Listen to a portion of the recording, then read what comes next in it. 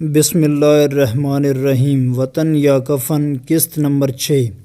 بابا پڑھائی تو زبردست جا رہی ہے، آج تو خیر پہلا دن تھا کالج میں، اچھا رہا، بس دعا کرے میں آرمی میں چلی جاؤں۔ امرا بیٹا آرمی کے خواب دیکھنا چھوڑ دو پلیز، تم ہماری اکلوتی بیٹی ہو، ہرلین نے امرا کو سمجھاتے ہوئے کہا۔ تو کیا ہو گیا ماما، آپ لوگ مجھے کھونے سے ڈرتے ہیں، کہیں مجھے کچھ ہو نہ جائے۔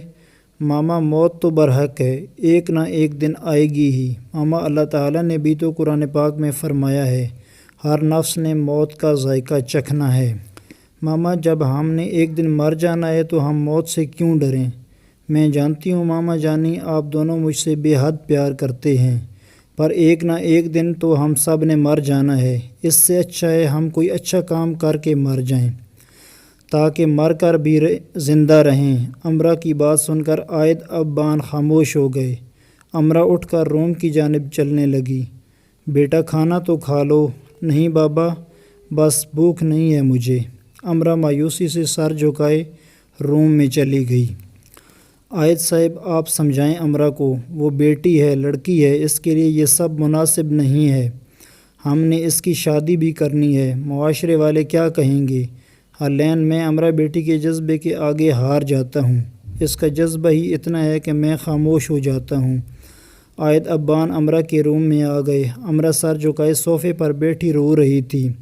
بیٹا امرا۔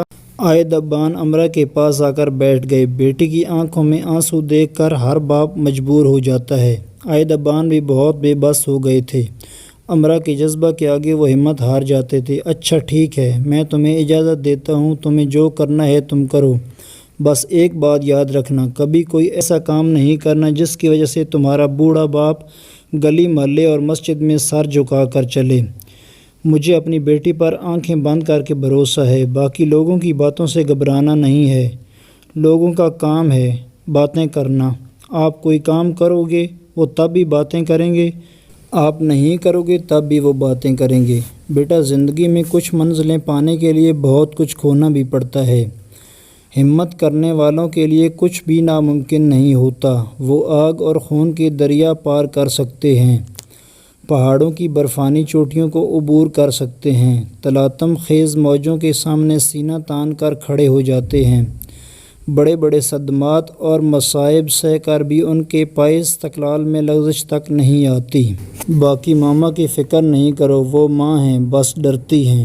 تمہیں پتہ تم بہت منتوں مرادوں سے ہوئی ہو، تمہاری ماما ساری ساری رات دعا کرتی تھیں، پھر جا کر رب نے فریاد سنی اور تم جیسی پیاری سی گڑیا دی ہمیں۔ عائد ابان نے امرا کو سینے سے لگاتے ہوئے کہا، تمہیں ذرا سی خراش بھی آتی تھی نا بیٹا، ہم تڑپ کر رہ جاتے تھے۔ عائد ابان نے اپنے آنسو صاف کرتے ہوئے کہا، چلو اٹھو، شاباش، اب کھانا کھا لو، ایسا نہیں کرتے اچھے بچے، دیکھو تمہاری ماما نے اتنے پیار سے تمہارے لیے اچار گوشت بنایا ہے، تم ایسے اٹھ کر آئی ہو، انہوں نے بھی کچھ نہیں کھایا۔ تھینک یو سو مچ بابا جان، میں کبھی بھی آپ کو مایوس نہیں کروں گی، دیکھنا آپ کا سر فخر سے بلند ہوگا، ایک دن آپ فخر سے بتائیں گے سب کو کہ آپ امرا کے والد ہیں۔ ہا ہا ہا۔ اچھا چلو اٹھو، اب کچھ کھا لو۔ السلام علیکم امرا بیٹا، میجر عبد المغیث ہوں، یہ میرا نمبر ہے، سیو کر لو۔ امرا نے میجر عبد المغیث کا میسج پڑھتے ہی فوراً رپلائی کیا، وعلیکم السلام انکل جی، ٹھیک ہے، میں نے آپ کا نمبر سیو کر لیا ہے، ویسے میجر انکل کیا بات کرنی تھی آپ نے مجھ سے؟ بات تو ہے، میں بعد میں بتاؤں گا، لیکن اگر پیزا کھانا ہے تو آ جاؤ پیزا ہٹ۔ پیزا ہٹ؟ ایک کام کرتی ہوں، میں ہاں کر دیتی ہوں، وہاں جا کر بات پوچھ لوں گی، ایسے تو یہ بتائیں گے ہی نہیں۔ امرا نے منہ بناتے ہوئے میسج ٹائپ کیا، اوکے انکل میں آ رہی ہوں، میرا ویٹ کیجئے۔ اوکے میں ویٹ کر رہا ہوں، جلدی آنا۔ جی بس 10 منٹ میں آئی میں۔ میسج ٹائپ کرتے ہی امرا تیزی سے روم سے باہر آئی۔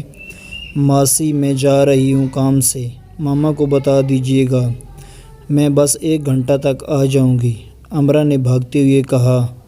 ماسی امرا کے پیچھے باہر آئی، تب تک امرا کار میں بیٹھ گئی تھی۔ پر امرا بیٹی، ماسی پلیز دیر ہو رہی ہے۔ امرا نے ماسی کی بات انسنی کرتے ہوئے کار سٹارٹ کر دی۔ عجیب لڑکی ہے، ماسی بڑبڑاتے ہوئے اندر آ گئی۔ امرا کار سے اتری۔ اس نے دیکھا میجر صاحب اسی کا انتظار کر رہے تھے۔ ارے امرا، تم کار بھی ڈرائیو کر لیتی ہو؟ میجر عبدالمغیث نے حیرت سے امرا کی جانب دیکھتے ہوئے کہا۔ جی ہاں، میں کار بھی ڈرائیو کر لیتی ہوں۔ بیٹا جی، ڈرائیونگ لائسنس ہے آپ کا؟ میجر عبدالمغیث نے ہاتھ باندھتے ہوئے کہا۔ نہیں تو، میں تو ابھی 18 سال کی بھی نہیں ہوئی۔ امرا سمجھ گئی اب اس کی خیر نہیں۔ تو بیٹا میں پھر اندر کروا دوں آپ کو؟ میجر عبدالمغیث نے تنگ کرتے ہوئے کہا۔ اچھا انکل، نیکسٹ ٹائم سے نہیں ڈرائیو کروں گی، جب ڈرائیونگ لائسنس بن جائے گا تب سے کروں گی۔ اوکے، اب چلیں اندر، امرا نے منہ بناتے ہوئے کہا۔ اندر مطلب جیل؟ اندر کرواؤں؟ میجر نے ہنستے ہوئے کہا۔ انکل آپ بھی نہ، چلیں ٹھیک ہے پھر میں گھر جا رہی ہوں۔ ہاں، نہیں آ جاؤ اندر چلیں۔ ہاں، میجر کے بات پر امرا کو بھی ہنسی آ گئی۔ آ جاؤ بیٹھو، ان سے ملو۔ یہ ہیں فیصل، پاکستان ایئر فورس میں ہیں، فلائنگ لیفٹیننٹ ہیں۔ السلام علیکم فیصل صاحب۔ امرا نے فیصل کی جانب دیکھا، وہ بہت ہی خوبصورت تھا۔ امرا نے بہت مشکلوں سے اس سے نظریں ہٹائیں۔ وعلیکم السلام، بہت سنا ہے آپ کے بارے میں نے۔ بچپن میں روڈ پر بیٹھ کر مٹی کھاتی تھیں آپ؟ فیصل نے مسکراتے ہوئے کہا۔ ہیں؟ میں مٹی نہیں کھاتی تھی، امرا نے چڑھتے ہوئے کہا۔ ہاں، آپ لوگ بیٹھیں، میں ذرا ایک کال سن کر آیا۔ فیصل کے جاتے ہی امرا میجر عبدالمغیث سے مخاطب ہوئی۔ انکل یہ کون ہے؟ اور انکل یہ کتنا پیارا ہے نا؟ بیٹا یہ تمہارے حسن انکل کا بیٹا ہے۔ حسن کا بس یہی ایک بیٹا ہے۔ تمہیں پسند آ گیا؟ دوستی کرواؤں تمہاری اس سے؟ نہیں انکل۔ ویسے انکل حسن انکل کو کس نے شہید کیا تھا اور کیوں کیا تھا؟ بیٹا ان کے پاس ایک فائل تھی۔ فائل؟ کیسی فائل؟ بیٹا اس فائل میں ملٹری کے سیکرٹس تھے۔ دشمن اس فائل کو حاصل کرنا چاہتے تھے، مگر حسن نے اپنی جان کی بھی پرواہ نہیں کی اور دشمن جب ہار گئے تو بے دردی سے شہید کر دیا ان کو۔ جی انکل، میری آنکھوں کے سامنے ہی انکل کو شہید کیا گیا تھا، میں کچھ نہیں کر سکی۔ امرا رونے لگی۔ رونے کا کوئی فائدہ نہیں ہے امرا، ہم نے دشمنوں کو کسی صورت نہیں چھوڑنا، ہم نے اپنے وطن سے دہشت گردی جیسی لعنت کو ختم کرنا ہے۔ فیصل نے امرا کی باتیں سن لی تھیں۔ امرا کے پاس آ کر بیٹھ کر امرا کو سمجھانے لگا۔ بہت پیار کرتی تھی نا تم میرے بابا سے؟ میرے بابا بھی تم سے بہت پیار کرتے تھے امرا۔ بابا تو نہیں ہیں پر میں تمہارے ساتھ ہوں، ہمیشہ تمہیں جب بھی میری ضرورت ہو تم بس مجھے آواز دے کر دیکھنا، میں اپنی آخری سانس تک تمہارے ساتھ ہوں۔ فیصل کی بات پر امرا کے دل کی دھڑکنیں تیز ہو گئی تھیں۔ امرا مسکرانے لگی۔ امرا نے میجر عبدالمغیث کی جانب دیکھا، وہ بھی مسکرا رہے تھے، جس پر امرا بے ساختہ ہنس پڑی۔ یار آپ لوگ ہنس کیوں رہے ہیں؟